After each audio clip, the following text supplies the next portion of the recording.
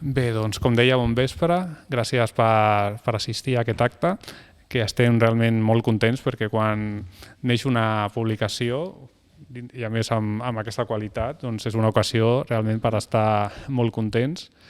Presentem avui el suplement Intel·ligència Espiritual dintre la revista Valors. Això és una iniciativa que ha sorgit una miqueta per una persona que coneixem moltes persones d'aquí, que es diu David Casals, que és una persona que col·labora des de fa anys amb l'associació UNESCO d'Audir, i també és molt conegut per part del Joan, per part d'aquí de les persones presents, i va considerar que seria interessant sumar forces en l'àmbit de la publicació en l'àmbit interreligiós. Per una banda, per l'experiència que Audir teníem en l'àmbit de la diversitat religiosa, del diàleg interreligiós, que hi ha tota una experiència, una trajectòria de 25 anys, i aquesta experiència podia ser útil per Valors, que hi ha una experiència molt consolidada i molt notable en l'àmbit de la comunicació.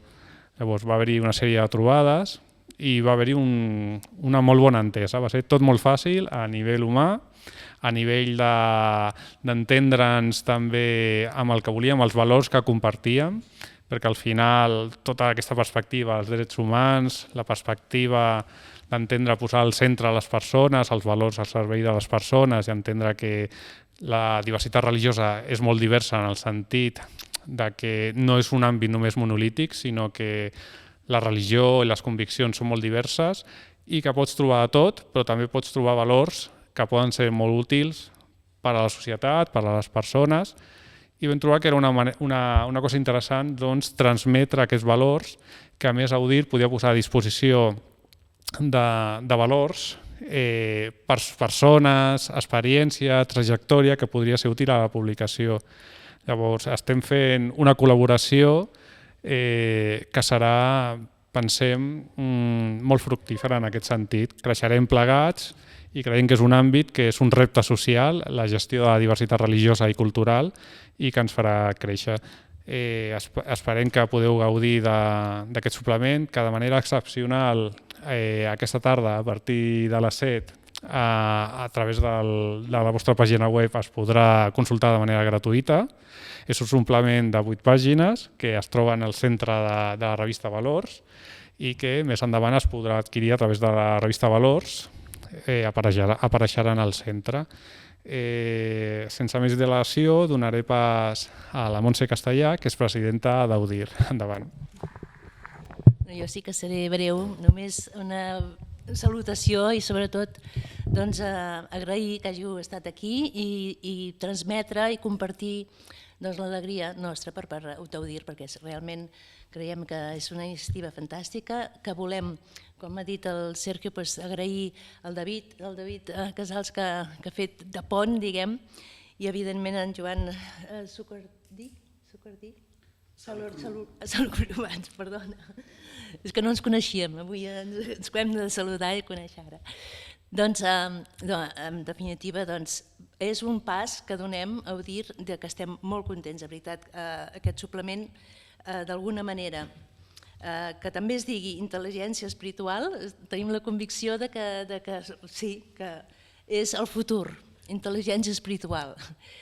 I en aquest sentit, que puguem unir-nos amb valors, amb la revista vostra, penso que millor impossible, que l'espiritualitat a la llarga, ja comença a ser-ho ara, però a la llarga ha de formar part de la societat. O sigui, això de que les religions per un cantó i els valors humans per un altre, per exemple, acabarà, esperem, desapareixent. Que l'espiritualitat ha de formar part, és realment la base de qualsevol actuació social, i llavors per nosaltres també associar-nos amb valors té aquest punt, que és molt important també per nosaltres amb el treball que estem fent des d'Audir. Res, jo no dic res més, els que han de parlar són ells. Passo la paraula al Ramon. Moltes gràcies. Gràcies per convidar-me a venir aquí. per dir bàsicament 3 coses. Primer, que les 2 institucions que hi ha al darrere d'aquest projecte tenen un prestigi que jo crec que és el que dona més garanties que això pot funcionar. La revista Valors, des de fa ja molt de temps, aportant cada mes de forma molt ferma una reflexió al voltant d'algun dels valors. Es veu que n'hi ha més d'uns quants cada any, diguéssim, per poder reflexionar i fer-ho des d'una perspectiva molt seriosa i molt competent. I per un altre, Audir, que també té una trajectòria llarga i també molt seriosa i molt responsable respecte a la qüestió de la diversitat religiosa. Per tant, s'han anat a juntar 2 que, Déu-n'hi-do, no?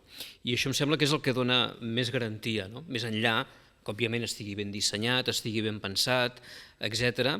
La veritat és que al darrere hi ha aquestes institucions i ara demanarem que estiguin a l'alçada d'aquest prestigi que els acompanya. La segona qüestió que volia explicar és que la qüestió de per què feu una revista d'això i no sé, de motos, que potser us guanyaríeu més bé la vida o d'altres coses. Realment la qüestió espiritual és avui una qüestió a la qual cal donar eines d'aquest tipus, de reflexió a través d'aquesta revista, etc. Convé. Clar, evidentment diran que sí, no? I a mi també m'ho sembla que efectivament en aquest moment, tot i que no ho sembli, i precisament perquè no ho sembla, hi ha espai pel que en podíem dir la recerca espiritual. Primer, perquè les preguntes continuen. Probablement tenim una crisi de respostes, per això reflexionem, perquè si no, no caldria reflexionar. Hi ha una crisi de respostes, però en canvi tenim una vigència de les preguntes, potser encara amb més força. Per què hi ha les coses? Quin valor tenen les coses que hi ha avui? Els valors formen part de l'espiritual també, perquè no es veuen. Espiritual, i sabeu que ve d'aquesta paraula grega que vol dir allò que no es veu, com pneuma també. La pneumàtica és aquella cosa que parla sobre la part espiritual. Doncs això que no es veu també forma part del valor, es veu però es nota, i aquesta és la qüestió que continua siguent-hi, perquè aquesta crisi de respostes es deu a una cosa que en Lluís Duc deia la crisi gramatical, és a dir, les dificultats que tenim avui per posar paraules a les coses que hi ha. Com que hi ha una crisi de respostes, bàsicament el que és una crisi de paraules. Jo ara estava pensant aquests dies que en una cosa que hem fet allà a la Generalitat, que és el baròmetre de les religions o de la religiositat, hi ha una part important de la gent que li pregunten: vostè creu en Déu? Diu sí. Hi ha una part que diu que sí, però una altra part que diu, fins i tot de catòlics i de gent que té adscripció religiosa, diu: jo en Déu no, però crec en alguna cosa. Hi ha gent que ho diu, això. I jo estava pensant que quan Moisès va baixar de la muntanya, diu: això de Déu, què t'ha semblat? Jo Déu no l'he vist. Ara, he vist alguna cosa, no? O sigui, el foc que crema, tot això és bastant complicat, no s'assembla ben bé a Déu. Per tant, tenim ja Moisès la tenia, perquè li pregunta: com et dius a Déu? I li diu: jo sóc el que sóc. Tot és molt enigmàtic, en definitiva, perquè efectivament posar noms, posar paraules a totes aquestes coses no és gens senzill. I en realitat el perill de posar el nom és la idolatria i tal. I això és aquest ensenyament que ens ve de tan antic. Avui la gent ho respon d'una altra manera, probablement. És a dir, sí, tinc inquietud, fins i tot tinc una identitat, però tinc unes dificultats enormes per trobar i per articular les respostes, no les respostes, els camins que vull agafar per respondre a mi mateix a aquestes preguntes. I que no són preguntes per un dia que t'avorreixes, sinó que són preguntes pel dia a dia, per la nostra quotidianitat. Què val més la pena, aquest camí o aquest altre, davant de 500.000 situacions que veiem? Doncs aquesta reflexió és encara així, i encara aquest tipus de respostes necessàriament serà divers. Ja no pot ser, no ens imaginem unes respostes de monocultiu. Hi haurà segurament diferents perspectives que té a veure amb com ha canviat la societat, especialment la societat catalana, els últims anys. I la tercera cosa és que això s'inscriu també en un moment molt determinat. Aquesta revista comença, diguéssim, en el mandat de Trump, per dir-ho d'alguna manera, és a dir, en una època d'un cert trasbals, des de tots els punts de vista, també des del punt de vista dels valors, l'espiritualitat, el que hi ha en el fons de les coses. Això està canviant molt i una de les víctimes d'aquests canvis, que podem veure també aquí a Catalunya de forma molt explícita, pot ser la diversitat. No dic que ho sigui encara, però pot ser, es veu segurament amenaçada per aquest canvi i per tant convé fer-ho, aquesta resposta que cal fer, no només cal fer-la a través del dret, és que tenim dret a ser diversos, sinó sobretot a través de la intel·ligència. Per això em sembla molt bé el títol, que davant d'aquesta situació, davant d'aquest món, les nostres armes, les armes dels que volem protegir i avançar amb la qüestió espiritual, han de ser més intel·ligents que els altres, han de ser bastant més intel·ligents. Primer, perquè la necessitat d'aquestes respostes, aquestes paraules que fan falta, ja no poden ser enllaunades, o, millor dit, ja no poden provenir només de la tradició. Cadascú, la societat que vivim, el món que vivim nosaltres, on estem ficats, necessitem que aquelles coses que són les nostres les haguem triat o ens haguem pensat que les estem triant. I per tant necessitem veure-les d'alguna manera. Han de passar per la nostra tria, per la nostra opció. Encara que després, si tu grates una mica, segurament ens influeixen moltes coses, però tu has de tenir la sensació que has triat i per tant convé veure aquesta tria. I després perquè precisament per això estem en un món en què les nostres creences s'hauran d'argumentar, perquè no està tan clar. Jo quan era petit els que havien d'argumentar alguna cosa eren els ateus. I vostè per què és ateu? Jo per aquí, per allà. Ara segurament entrem en una etapa en què han d'argumentar alguna cosa són els que diuen que tenen una tradició o els que serveixen una tradició religiosa determinada, perquè això no és lo habitual, o no serà lo habitual, o com a mínim no serà lo habitual que sigui una i prou. I per tant entrem en un món on és necessària més argumentació. I per últim, perquè l'enemic, diguem-ho així, aquest enemic, aquestes amenaces que cada vegada són més explícites, és fort també. I aprofita les escletxes, aprofita els dubtes, les escletxes, aquests llocs que probablement la vida espiritual s'hi sent una mica més bé, però en canvi aquest embat que estem vivint l'aprofita per ficar-s'hi, les febleses espirituals, per dir-ho d'alguna manera, etc. O a vegades les fortaleses també, quantes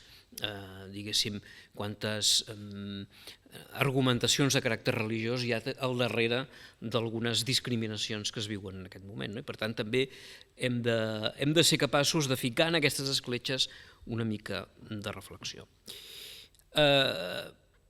I també per últim perquè el gran enemic en definitiva és la por.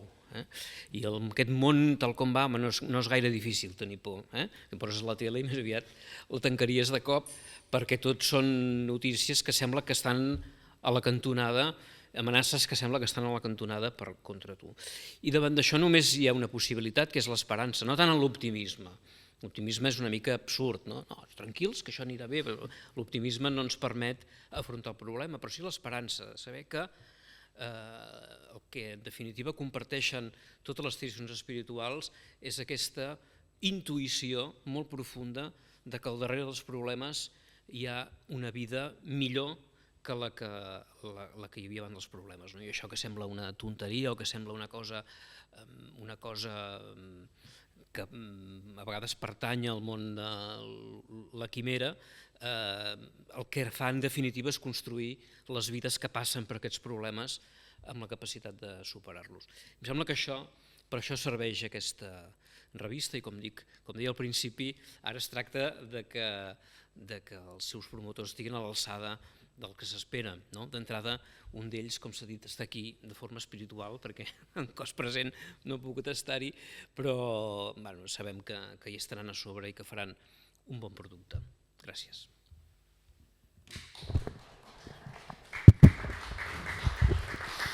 Doncs gràcies, Ramon. Veurem si som capaços d'estar a l'alçada. Gràcies, Montse, gràcies, Sergio, i gràcies, Arnau, per haver-nos...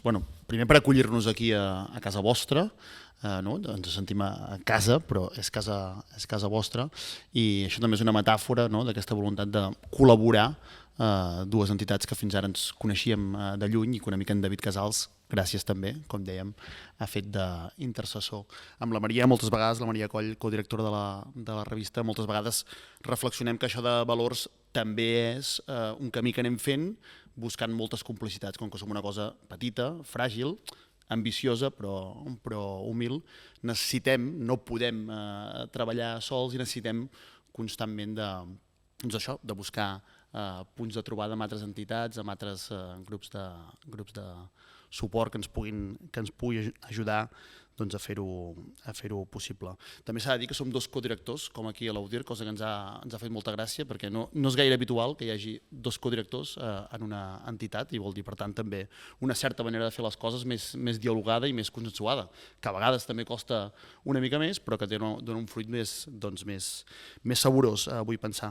Clar, no m'ha explicat què som nosaltres, i potser hi ha alguns d'aquí que sí que sabeu què és valors, però altres no, i per tant potser està bé que ho expliquem una mica, i com lliga que estiguem aquí. Faré una mica d'arqueologia periodística, però d'alguna manera nosaltres quan vam néixer veníem d'una experiència de publicació confessional d'Església Catòlica. I justament el que vam fer va ser sortir d'aquest àmbit de la confessionalitat perquè dèiem que hi havia uns valors, ens donava la sensació que hi podia haver-hi uns valors compartits entre els homes de bona voluntat, diguem-ne, de totes les possibles religions, o fins i tot que no tinguessin religió o adscripció.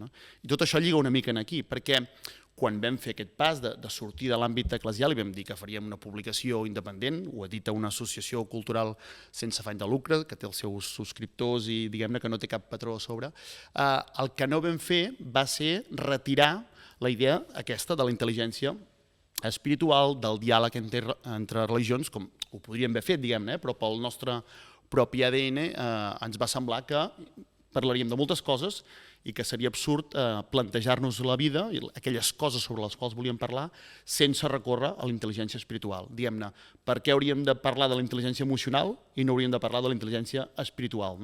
Segurament altres diran no, perquè això és una cosa del camp privat i per tant no hi hem d'entrar. Nosaltres això no hi creiem. No vol dir que creiem que això s'hagi de codificar d'una manera o altra, i aquest em sembla que és el punt d'arrencada, però sí que creiem que és una intel·ligència que hi ha a poder desenvolupar. D'aquí surt aquest nom de suplement, intel·ligència espiritual. Té gràcia perquè en el primer número que vam fer el gener del 2004, ara ja fa uns quants dies, ja hi havia un reportatge de portada que es deia Amics al cel, enemics a la terra, de diàleg interreligiós. Després hem fet diversos números, un sobre la intel·ligència, el número 87, on Francesc Torralba a la portada deia la intel·ligència espiritual ens fa oberts, i per tant mencionàvem també aquesta intel·ligència en una reflexió sobre les diverses intel·ligències, això que dic, de que no ho negàvem. Després hem fet seccions com una que es deia Els valors de les religions, que l'hem publicat fins ara, que parlava de les aportacions positives, que és un discurs també que moltes vegades feu des de l'ADEGAR, les aportacions positives que les religions han fet i fan arreu del món. Segurament el tòpic és en qüestions de pau i de punt de trobada, però amb moltes altres. Per tant, per nosaltres, diguem-ne que és absolutament natural, no hi ha res forçat, suposo que per això ha estat tan fàcil coincidir amb vosaltres, en que aquesta intel·ligència espiritual nosaltres creiem que hi és i que és interessant treballar-la.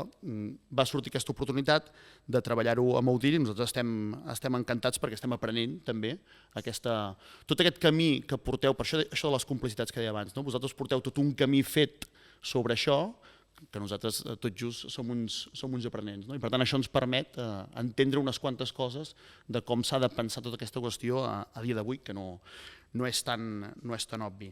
Aquí darrere veureu que hi ha la revista projectada. Estava pensant que potser estaria bé donar una pinzellada, potser ho pots passar als PDFs. També, simplement per dir-vos que en cada edició, que serà trimestral, hi haurà un reportatge central. Veureu que aquest cop hem començat amb espiritualitat i crisi ecològica. Ens ha semblat que era un bon tema per explicar això, el punt de trobada que poden tenir les diverses religions a l'hora de cuidar el planeta. Ara em surt així una expressió una mica happy flowers, però vaja, segur que m'enteneu. Ens semblava un bon punt de trobada per començar. Després, a cada secció hi haurà un reportatge sobre algun fet, alguna celebració, alguna festivitat que passarà el següent trimestre, perquè com us deia, això serà un suplement trimestral. En aquest cas parlem de les llunes plenes del budisme. Després hi haurà una crònica, o en aquest cas una entrevista, sobre alguna cosa que hagi passat, el passarà i el que hagi passat.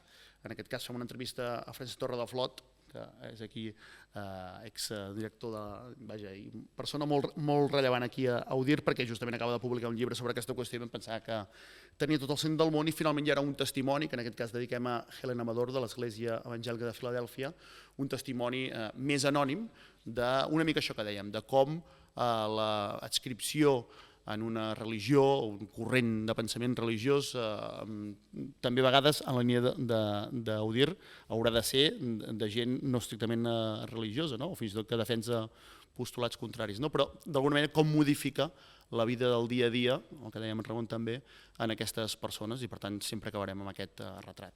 I ja està, de veritat que moltes gràcies, perquè estem molt contents de poder començar a construir això per donar una mica d'esperança i ens comprometem, diguem-ne, davant vostre a perseverar.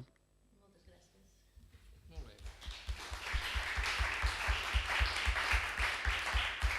Ara la Maria. Baixem nosaltres.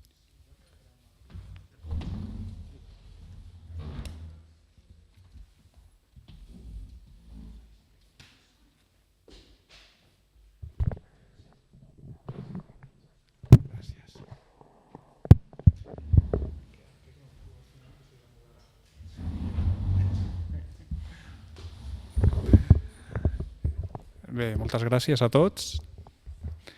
Donaré pas a la Maria Forteza, que és doctora en Sociologia, que per tal de, també per la gent potser que no coneixeu tant el tema, el diàleg interreligiós i diversitat religiosa, ens farà una xerrada sobre el tema convicció i convivència en un món d'incerteses.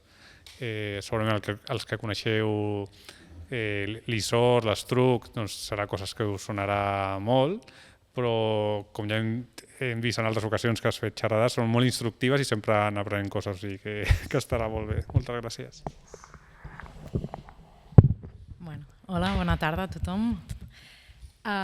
Primer de tot, agrair aquesta invitació sempre d'UDIR, dels amics d'UDIR i amigues. Sempre per mi és un orgull participar en els vostres actes. I especial també agraïment per convidar-me en aquest acte perquè fa molts anys, no sé en quin número ara no em ve al cap, vaig publicar un petit article a la revista Valors i sempre m'ha semblat una revista molt necessària. Per tant, us felicito per aquesta proposta d'aquest suplement, també molt necessari i que té molt a veure una mica amb el que avui us vull presentar, una reflexió, una anàlisi sobre, com deia el Sergio, aquest títol de la meva xerrada, de conviccions i convivència en un món d'incerteses. Doncs, primer de tot, una mica posar en dubte el punt de partida a partir del qual es parla sobre la religió en les societats contemporànies. És a dir, normalment parlem de si la religió ha de tenir un lloc a les nostres societats democràtiques, societats actuals, i llavors és com si hagués de ser una pregunta de sí o no. Llavors tenim, clar, des de les persones creients o religioses, òbviament, defensen un sí a la religió a les societats democràtiques, però trobem, i fins i tot des d'algunes vessants més d'esquerres o laïcistes, etc., una resposta a la qual es diu no, les religions no poden estar perquè, sobretot, identifiquen la religió amb una perspectiva, amb una idea del que és la religió, amb una idea que equiparen amb el que la religió la identifiquen amb les religions, amb el passat, amb la ignorància, també basant-se una mica també amb aquesta idea de la teoria de la secularització, que amb la modernitat la religió ha de desaparèixer, és un obstacle, també ja vam veure Marx, Freud, com són diguéssim la religió un obstacle al progrés, etc. D'aquesta idea també molt que ha estat falsejada, és a dir, els sociòlegs de la religió, en cap cas avui ningú ja defensa la teoria de la secularització, per tant, en la modernitat la religió avui és més vigent que mai. Després també en el nostre context català, espanyol sobretot, un rebuig molt fort al que ha estat la nostra història bastant recent de nacionalcatolicisme, però també sobretot com un rebuig a aquests moviments conservadors religiosos. Llavors, davant d'aquesta perspectiva concreta de la religió, la resposta és no, la religió no pot estar en els sistemes democràtics perquè és antidemocràtica, o sigui que identifiquen una mica aquesta idea de la religió com... Però justament és totalment contradictori perquè si som demòcrates, si el que volem és defensar la diversitat d'idees, si el que volem és incloure tots els sistemes de creences en una societat plural, la resposta no pot ser no.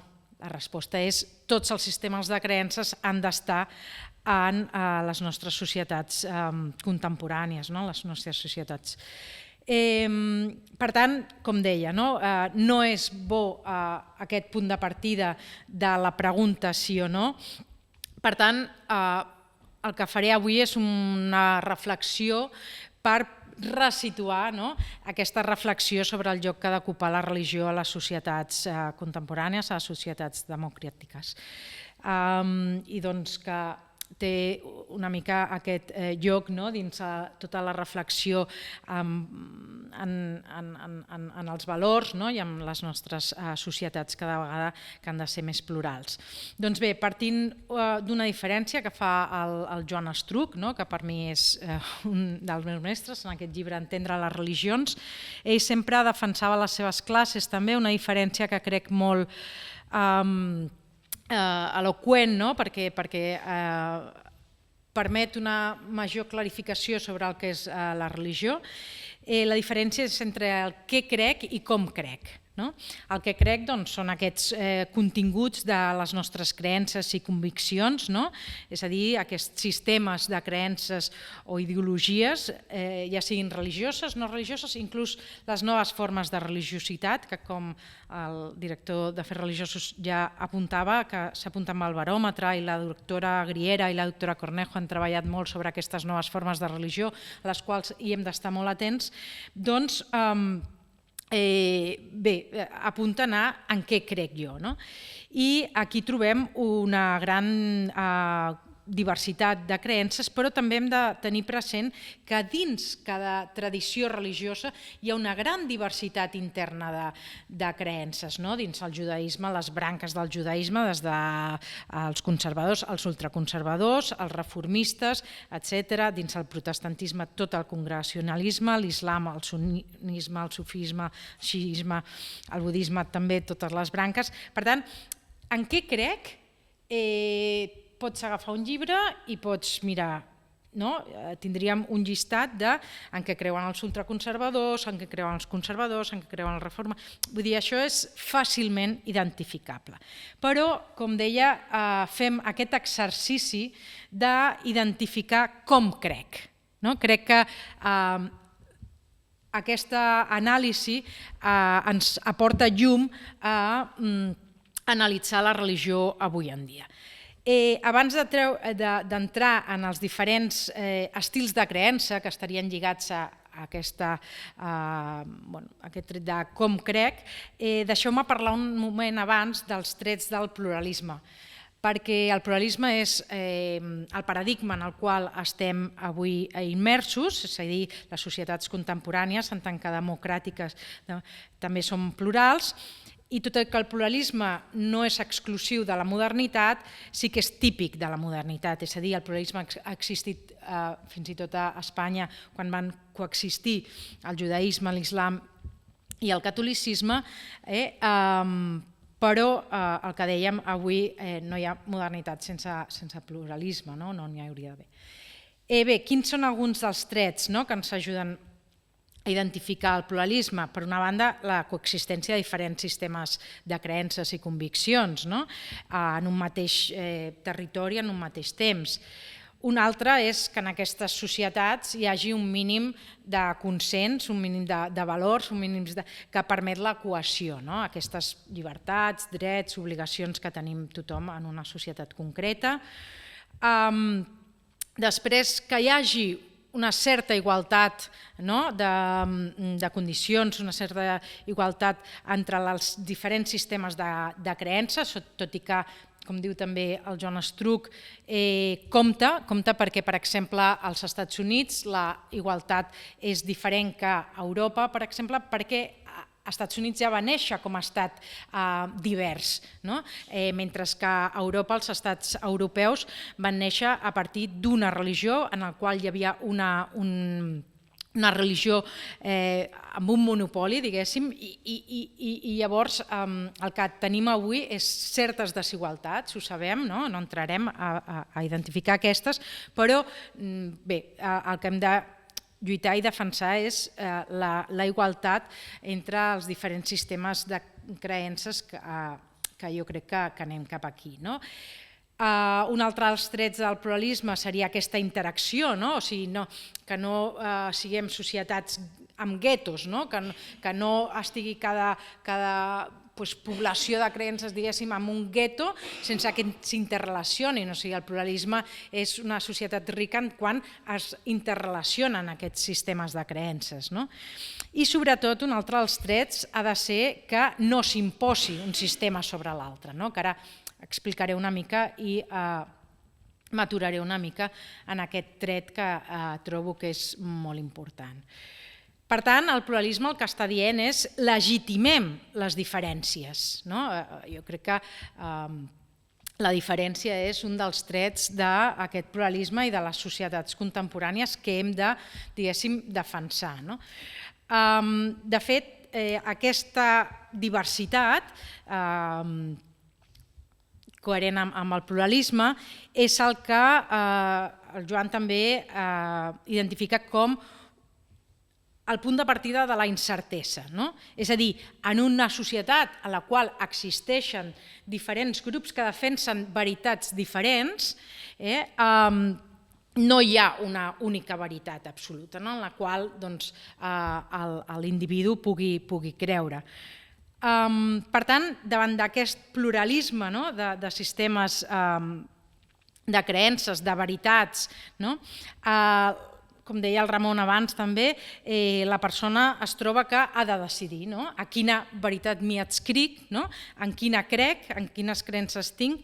I bé, llavors, davant d'aquest escenari de diversitat, davant d'aquest escenari d'incertesa, hi ha, com deia, diferents estils de creença, diferents maneres de creure, que seria, per una banda, els que diuen, bé, davant tantes veritats, jo me'n desfaig una mica de la resposta, i el que són més relativistes o nihilistes, dic, no hi ha veritat, i per tant no defenso cap veritat.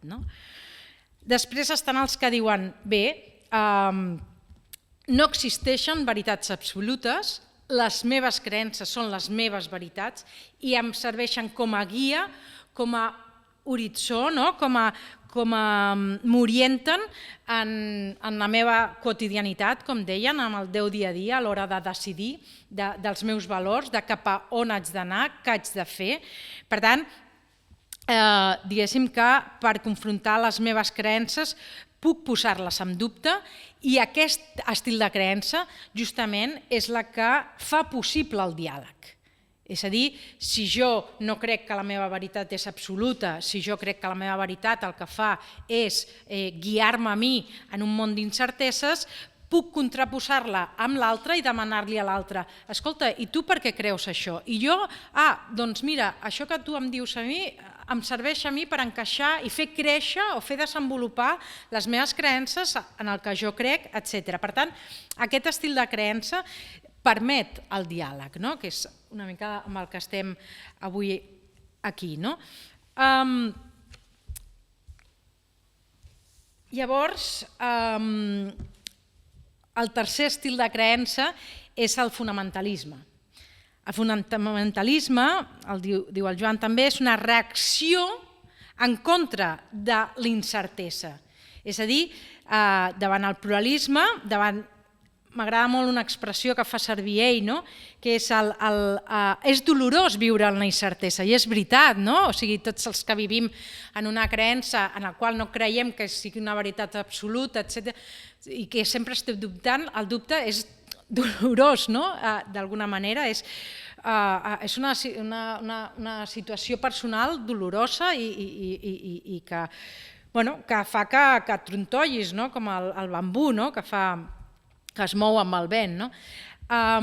Llavors, el fonamentalisme el que fa és justament prendre les creences com a certeses absolutes, com a la meva creença és una veritat absoluta, i això el que hem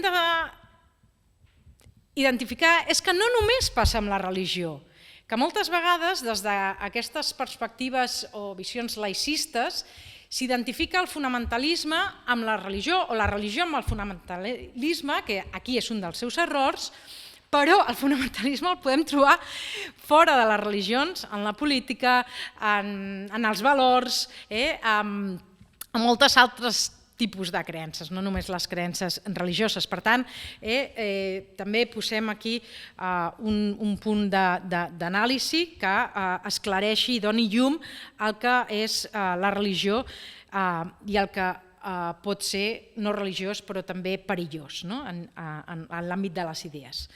Per tant, un altre dels trets del fonamentalisme és que s'elimina el dubte, renunciem a pensar, és allò que el Chesterton deia, alguns es treuen no només el barret a l'entrar a l'església sinó el cap també, perquè és com jo me lo creo todo, una mica.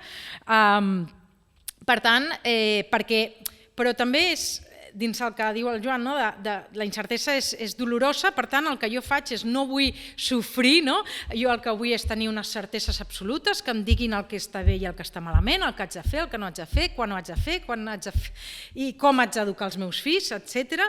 Bueno, doncs, home, de vegades ho necessitem, de vegades les nostres situacions personals, que costa tant de vegades tirar endavant, doncs necessitem de vegades que ens treguin aquesta feina, aquest esforç d'haver de pensar què hem de fer, què no hem de fer, què està bé, i ens diguin, no, això està bé i això és el que has de fer. Dic, vale, perfecte. Per tant, és molt humà també de vegades, aquestes persones que es recolzen en un cert fonamentalisme, etc., en un món que donen per descomptat i al qual no dubten.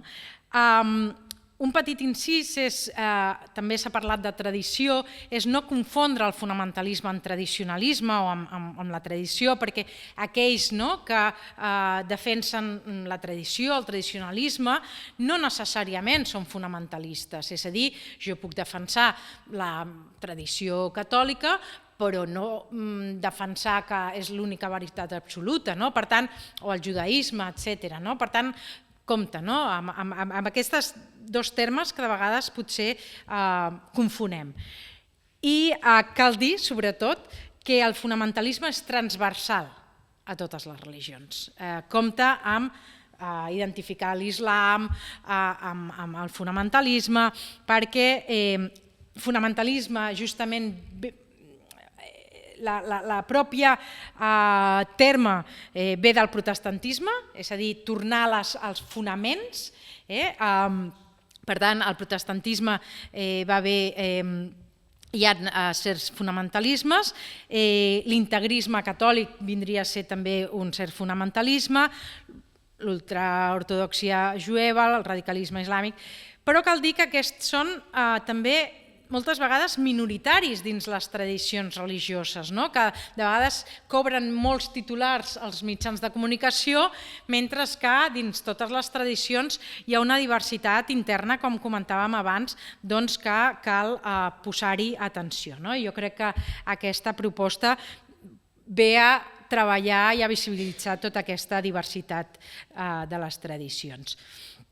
Per tant, pels fonamentalistes l'enemic pot ser intern, és a dir, aquells que volen, diguéssim, adaptar la pròpia tradició al pluralisme, per tant que poden ser els traïdors perquè volen secularitzar les tradicions, etc. O l'enemic o aquesta reacció en contra són aquestes dimensions dominants en les societats plurals, com són tota l'evolució també de certs valors i certes idees que per sort han portat igualtat, per exemple, entre gèneres.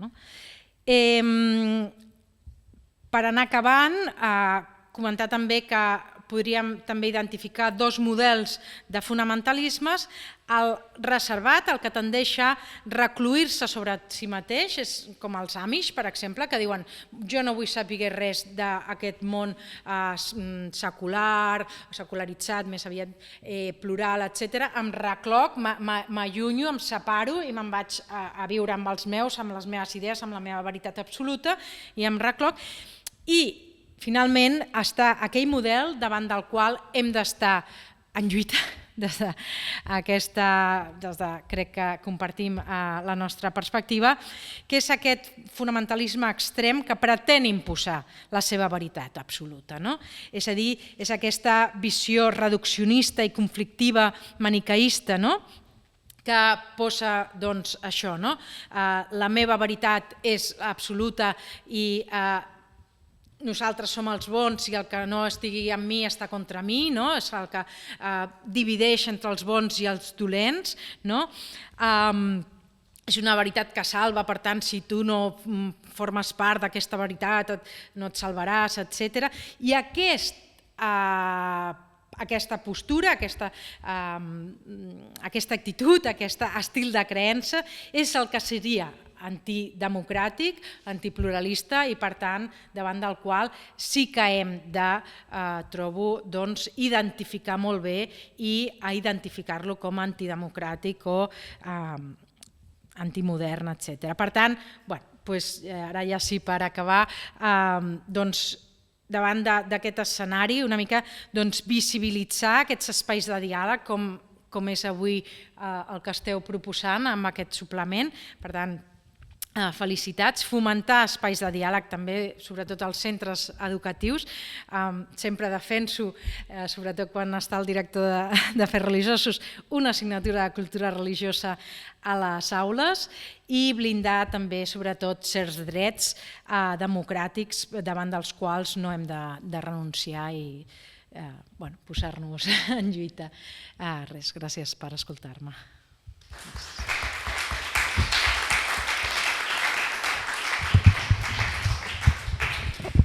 Moltes gràcies, Maria. Si algú vol fer alguna pregunta, alguna intervenció, algun dubte... Hem repassat una miqueta, estava com la presència del Joan Lastruc aquí, o sigui, no sé si vosaltres...